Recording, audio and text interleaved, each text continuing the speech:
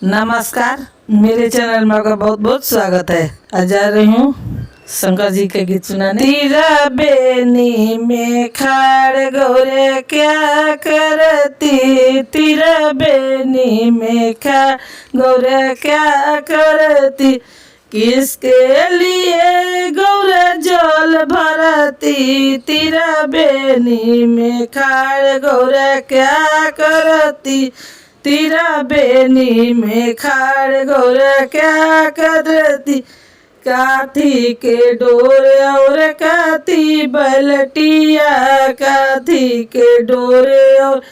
काथी बलटिया, किसके लिए गौरे जल भरती, तीरा बेनी में खाड़ गौरे क्या करती,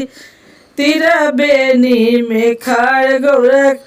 रेशम के डोरे और सोने बलटिया, रेशम के डोरे और सोने बलटिया, ना भोला लिए जल भरती, तीरा बेनी में खाड़ गौरे क्या करती,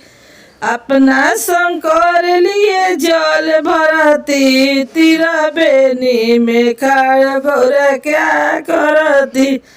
तीरा बेनी में खाड़ गौरे किसके लिए गौरा फूल तुरती, तीरा बेनी में खाड़ गौरे क्या करती, काथी के पेड़ और काथी के डलिया, काथी के पेड़ और काथी के डलिया,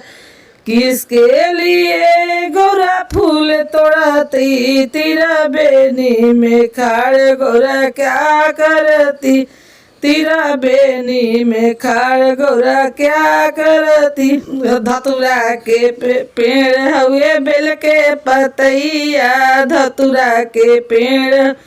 बेल के पतैया, अपना भोला लिए बेल तुरती, तीरा बेनी में खाड़ गौरा क्या करती, फूल काथी के पेड़ हुए काथी के डलिया, काथी के पेड़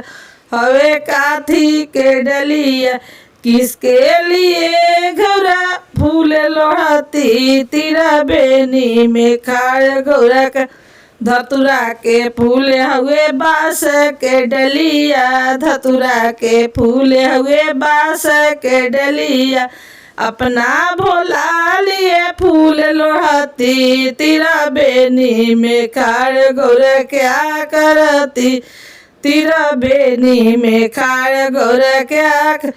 किसके लिए गौरा भांग पिसती, तीरा बेनी में खाड़ गौरा क्या करती,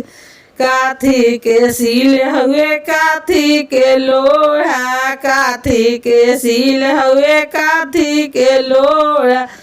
किसके लिए गौरा भांग पिसती, तीरा बेनी में खाड़ गौरा क्या करती, तीरा बेनी में खाड़ गौरा के पत्थल के सील हुए रूपे के लोढ़ा, पत्थल के सील हुए रूपे के लोढ़ा, अपना भोला लिए भांग पिसती, तीरा बेनी में खाड़ गौरा क्या करती, अपना शंकर लिए भांग पिसती, तीरा बेनी में खाड़ गौरा क्या करती, तीरा बेनी में खाड़ गौरा क्या करती। वीडियो पसंद है तो वीडियो को लाइक कीजिए, चैनल को सब्सक्राइब कीजिए, कमेंट में बताइए आपको गीत ऐसा लगा। फिर मिलते हैं अगले वीडियो के साथ।